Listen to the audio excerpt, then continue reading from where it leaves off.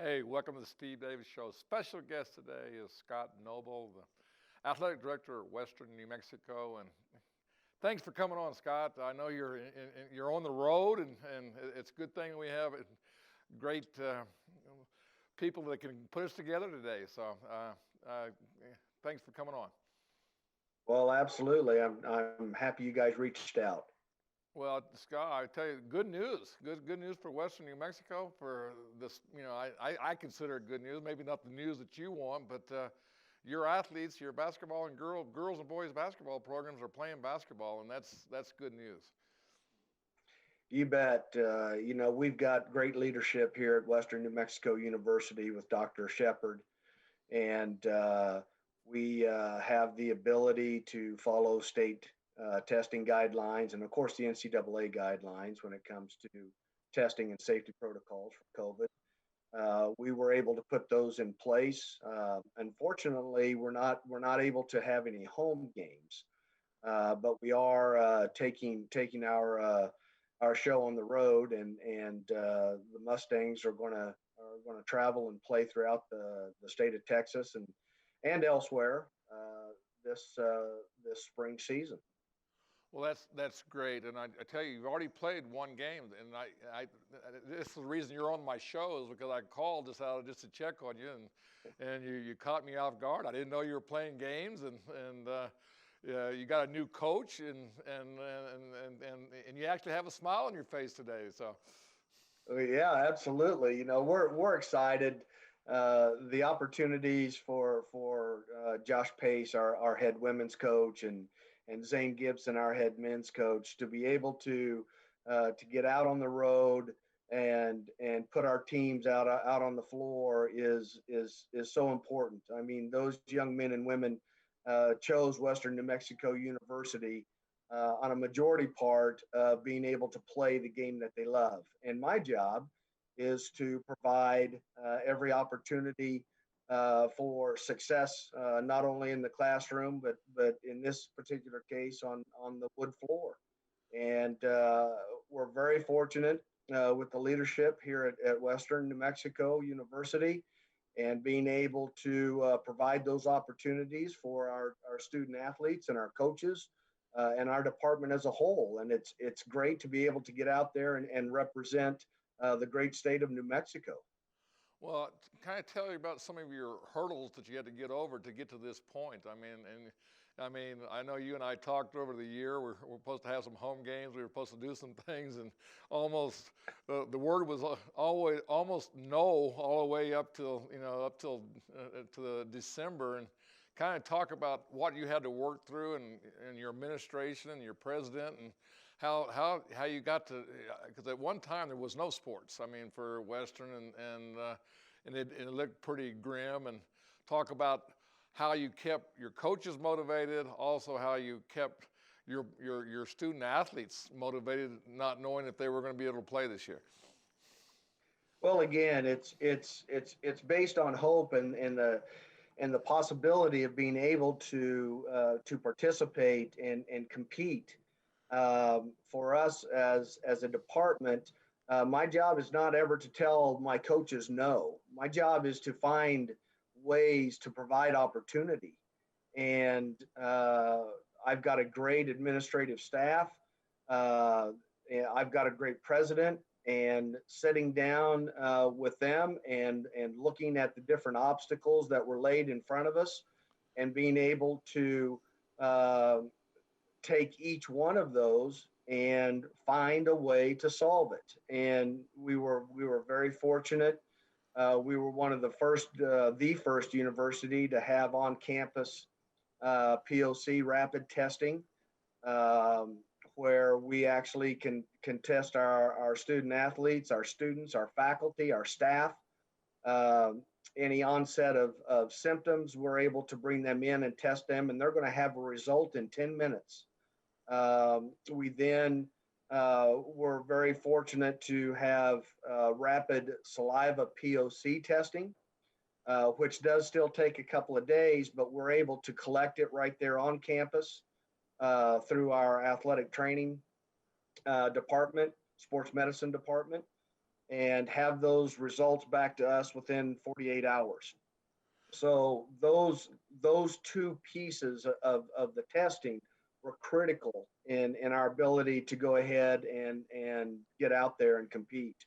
The NCAA has been good enough to allow eligibility waivers for these student athletes, knowing that it was going to be very difficult to provide competitive opportunities. Um, so they have enacted different types of waivers for student athletes to maintain eligibility, which has been great for us. Um, we we knew that our state was not going to be able to provide the option for us to play any home games.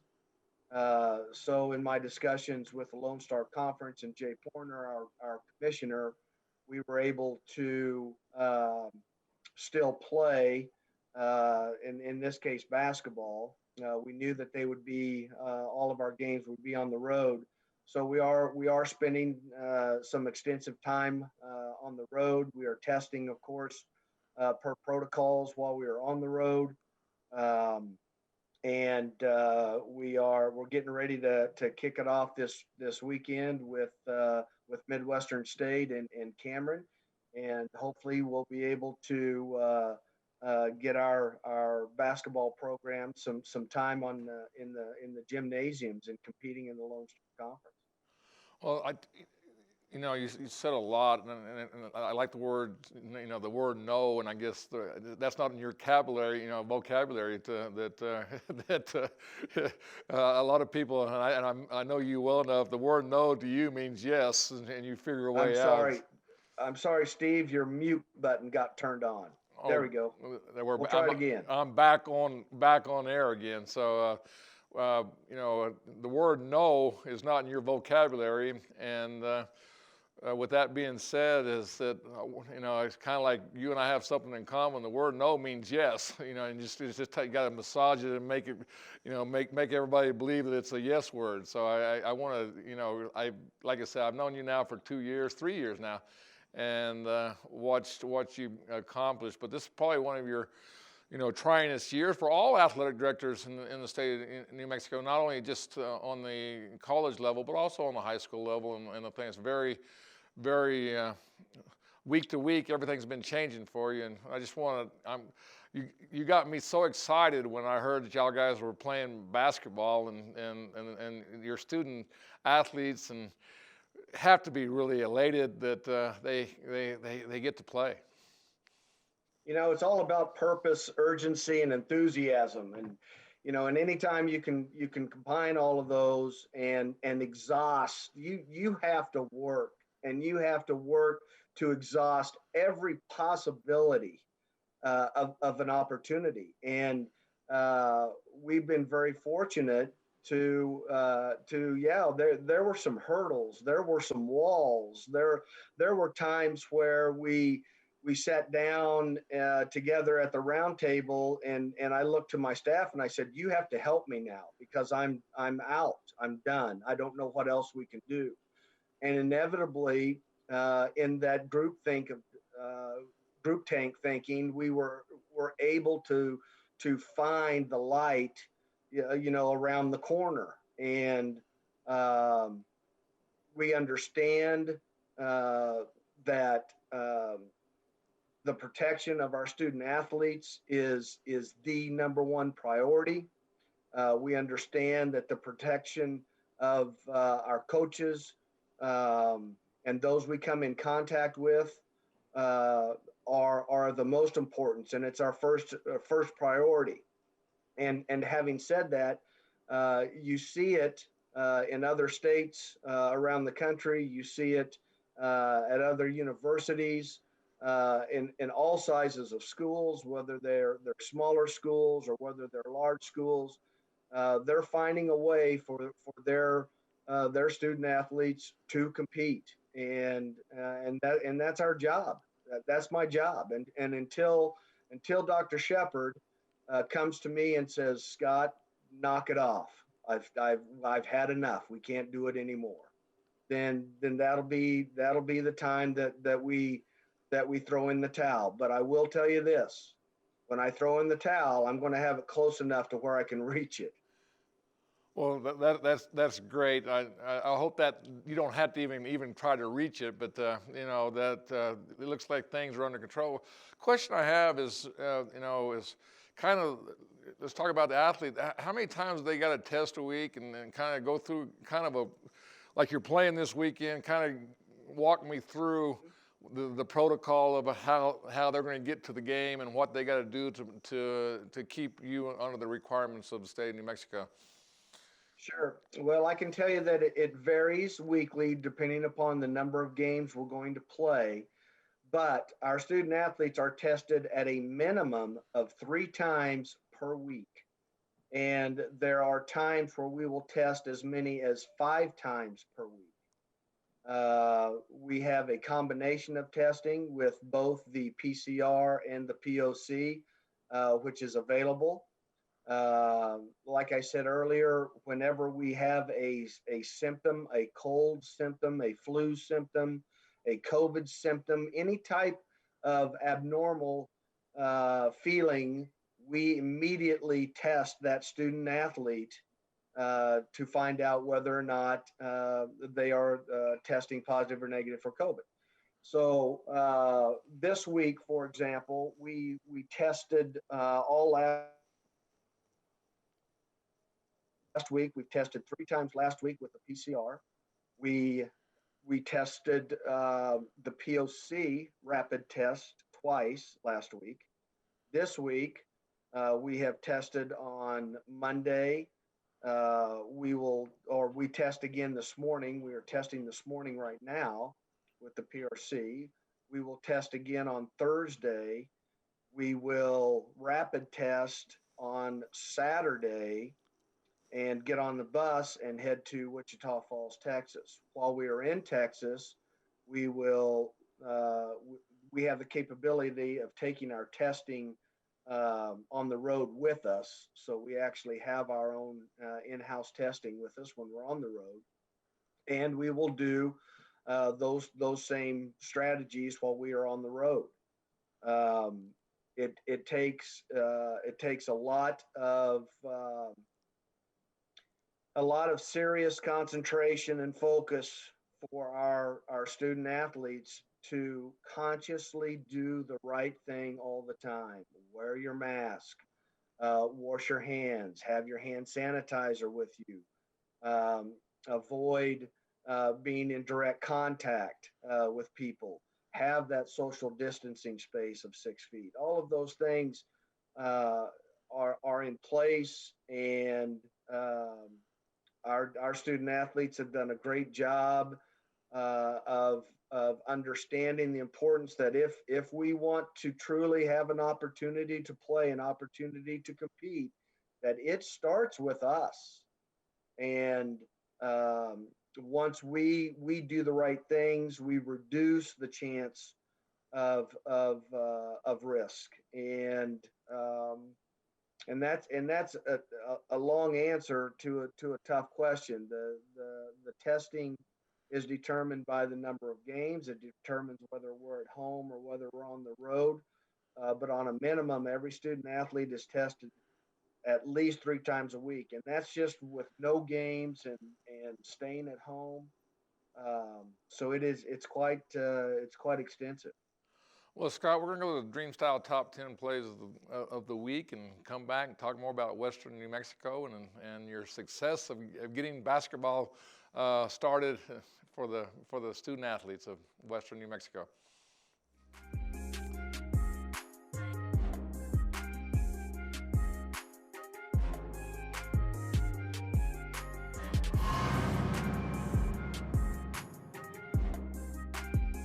They haven't gone back to more. Racknell is still in there. Throwing on the post pattern. Caught. Down. What a catch at the 25-yard line. That's just a great catch by number 1, Drake Owen. Single running back. And West does get the ball, and he has wide open lane. Let's see if he can make it. He punches it in. Did they get? Yes, touchdown, Ben West.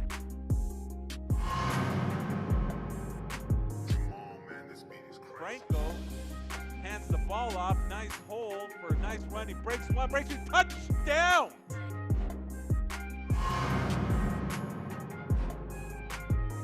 Second down. Smith. Plenty of time. A little pump fake.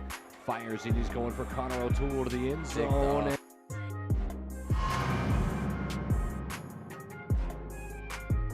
Out of the play fake, throws it out to Colson on the screen. Colson, tackle. He might be going to the house. Touchdown Mustangs.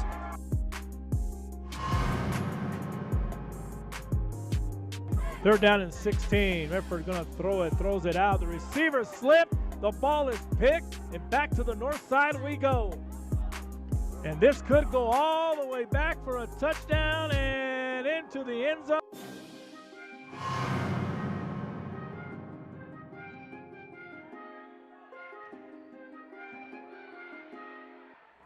Set far side for Bell. She couldn't put it away.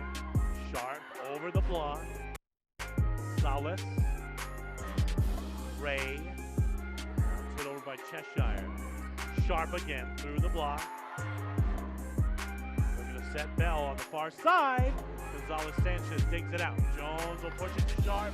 That's been her spot, but they're scrambling and still alive. Now it's going to come over. Salas gets it there. Jones.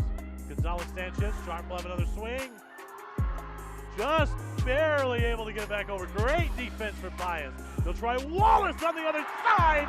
Yes!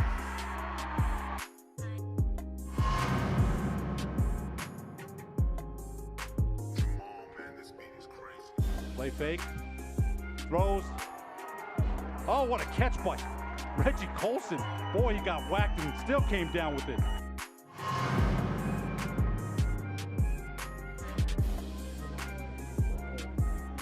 Handoff goes right side. Breaking some tackles and more. Off to the races. Still on his feet into the end zone. What a middle of the field. One of the most impressive things you will ever see. Here's a quick slant, and look at the speed by Altier. Can anybody catch him? A foot race. Altier. What an answer.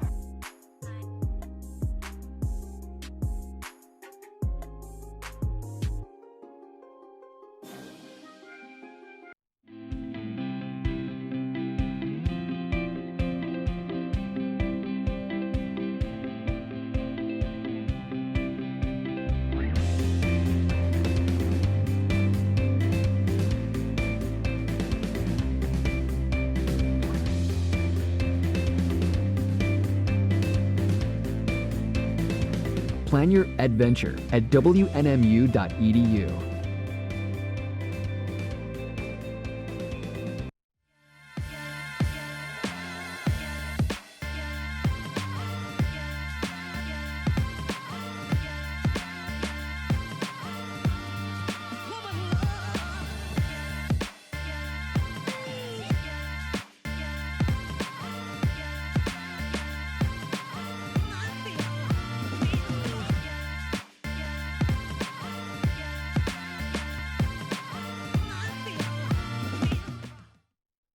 Hey, welcome back to the Steve Davis Show. We got Scott Noble, the athletic director at Western New Mexico. And I tell you, again, I want to thank you for your persistence and getting, Western, it wasn't all yours, but it had to start somewhere. But yeah, to facilitate that and get that done in these times was, what a great job. Well, thank you again. You're right. There's a lot of pieces on the chessboard, and I just happen to be one of them. So just being able to keep that hope alive, with those student athletes and coaches, to be able to get out there and do the things that they do. That's why we're here, is providing those opportunities for that collegial experience. Providing opportunities for competition, preparing young people for the struggles of life. And I can tell you that this year they got that firsthand. Well, one thing nice you said is that they get one more eligibility. So that's a good thing that people coming in as their freshmen and their senior years that they and hopefully that the vaccine takes effect and next year we won't have that same issue that we've had this year and we're progressing in a positive way right now, and that's got to be rewarding to you and your staff and also all your coach, everybody that you're in, actually the city of Western New Mexico. Yeah, absolutely. And I still have one in college, and she's a senior, and she was going to lose the volleyball season this fall, and so I'm on both sides of the fence. I'm a parent of a college athlete, and I'm an athletic director, so I understand the importance of my position, and then as a dad, that really drives you, because you want to see your kids compete, and that's for them for most all of them that's why they chose who they chose. My daughter chose an institution because of the opportunity to play volleyball and wanting to play for that coach and that institution having her degree. Um, it was a great fit, and that's why she chose to go to college. So not being able to provide those opportunities, um, and understanding that some of us, our hands are tied. Um, it's just very fortunate for us that we were able to maneuver through many of those hurdles to get where we are today. And the NCAA recognized that and knew that there were going to be seasons that were not going to be able to be played, especially after last spring and what happened last spring. So with them granting an eligibility waiver for all student athletes, not just seniors, so it's all student athletes, is really a great thing for athletics, and it's a great thing for universities, and most importantly, it's a great thing for those student athletes. Well, I tell you, you got this one hurdle kind of, you jumped into it, and it looks like your strides right on deal with basketball, and but football, kind of talk about what's happening with football and the other sports, cross country and things, and volleyball that hopefully that can happen this year. I didn't. Sure. Our spring team sports were shut down again, and in fact, our conference, the Lone Star Conference, and the athletic directors of the 18 conference schools voted to suspend all fall sports and move those to the spring. So those team sports were shut down and moved by the Lone Star Conference, and I supported that move. Cross country, because it's run outside, because it's typically spread out over miles. We again, with the leadership of our campus, were able to continue with our cross country, and we were able to compete in 3 cross country events, which then qualified us for our conference meet. We went to our conference meet. Both of our teams finished in the top 10, and that qualified them for nationals. So both our men and women cross country teams went to the nationals, which happened to be held in Lubbock, Texas, and performed great. Both programs finished in the top 10 in the country. Michael he was an All-American, finishing in the top 25 in the men's division. So we had a great cross country season, and hats off to our head coach, Macario Campos, did a great job. So now, at that time, the focus then was on basketball and trying to get that off the ground. And as of today, we've been able to do that. And now the focus is on our spring sports first. We have to understand that last year everybody lost their spring sport. So softball, we played the first third of the season, and then we had to shut down. Golf, tennis. For us, for other institutions, it involved baseball as well.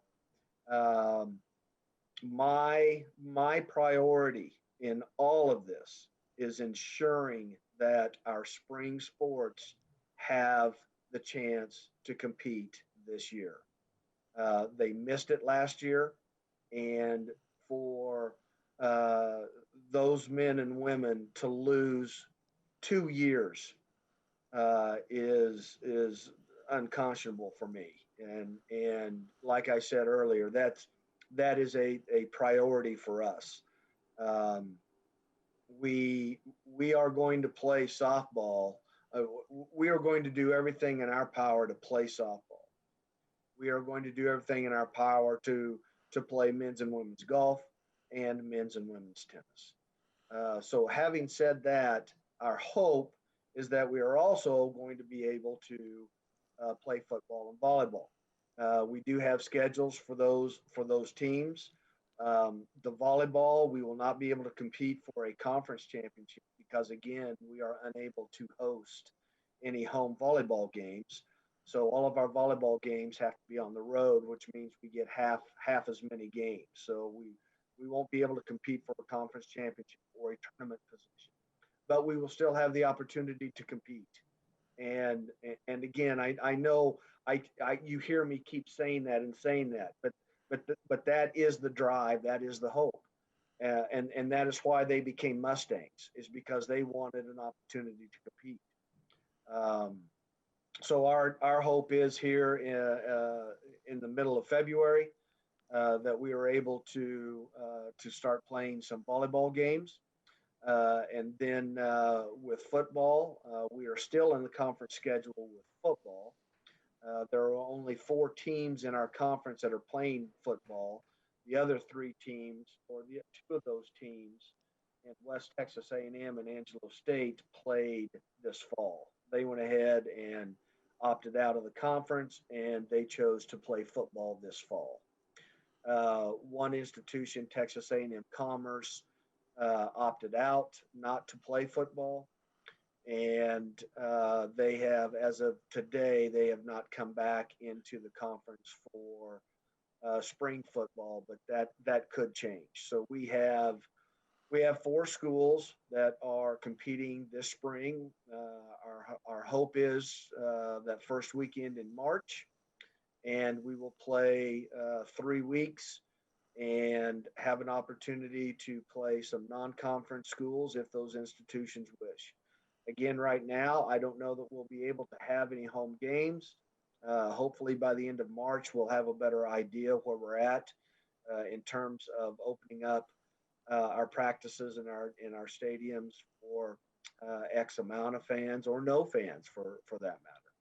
But we'll have to wait and see on that. Well, Scott, hey, we're coming to a close here, and I want to again thank you for coming on and enlightening us with what you and your staff and all the moving parts to the people that have made this happen. And congratulations on getting sports back going, and hopefully we can get it back to having home games here before the end of the year. Well, absolutely. In fact, it's my hope that we get this vaccine going to where I can come up to Albuquerque, twice a month again and spend time with you guys and help find those lost Mustangs up in the Albuquerque region. Well, that sounds good. Hey, thanks for coming on the Steve Davis Show, and keep those Mustangs going. How's that? Thank you.